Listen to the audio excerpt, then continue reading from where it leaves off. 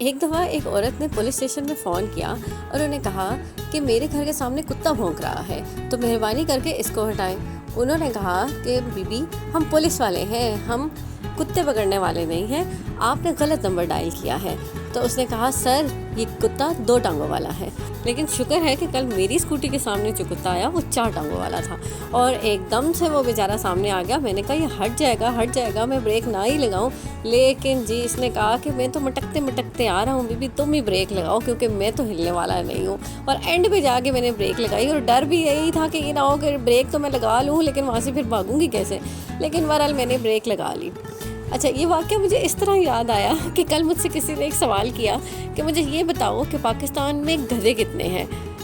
मेरे ज़हन पे एकदम से सवाल उठा कि अब मैं ये बताऊं कि 4 टांगों वाले गधे कितने हैं या ये बताऊं कि 2 टांगों वाले गधे कितने हैं। बहरहाल वो बहुत सीनियर थे इसलिए मैं बहुत चुप कर गई। मैंने कहा पता नहीं कितने गधे हैं।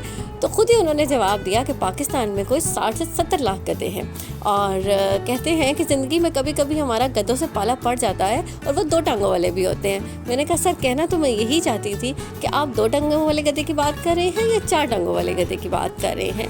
तो ज़िंदगी में कभी कभार नहीं, वैसे आजकल तो बहुत सारा ऐसा होता है कि हमारा जो है ना ये 2 टांगे वाले गधे से पाला पड़ ही जाता होता है, जिनको आप जो मर्ज़ी समझा लें, जो मर्ज़ी कह लें, लेकिन उन्हें असर तो होता नहीं है।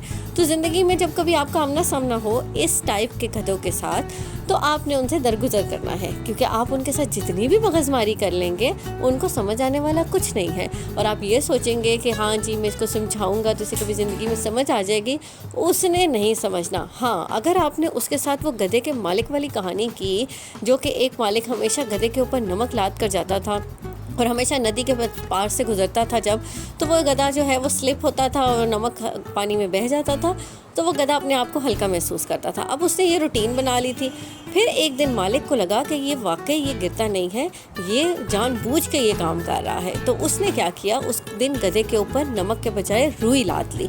और अब जब वो मालिक नदी के पार से गुजरा तो उसने क्या किया कि गधे ने रोज़ की तरह वहाँ से स्लिप होने की एक्टिंग की, और जब स्लिप होने की एक्टिंग की तो वो रुई और ज़्यादा भारी हो गई। तो तब जाके गधे को सबक मिला कि मैंने आज के बाद मालिक के साथ ये हरकत नहीं करनी है। तो कभी कभी हमें ज़िंदगी में किसी को समझाना होता है तो उसे आप जितना मर्जी समझा लें उसे समझ नहीं आता, अनलेस एंड अनटिल कि उसको ज़ोर की एक डज ना लगे, तब जाके उसकी अक्ल के ठिकाने आती है। अदरवाइज़ इन गधों को समझाना बहुत मुश्किल है। तो मेरी माने तो आपका जब भी किसी गधे से पाला पड़े तो बस चुप करके वहाँ से निकल लें पतली गली से, क्योंकि इनके साथ मगजमारी करने का कोई फ़ायदा नहीं है। ज़िंदगी में कभी आपका ऐसे किसी गधों से पाला पड़ा हो तो मुझे कमेंट सेक्शन में ज़रूर बताइएगा और इनका तरीका भी बताइएगा कि इनसे निपटने का तरीका कार क्या है।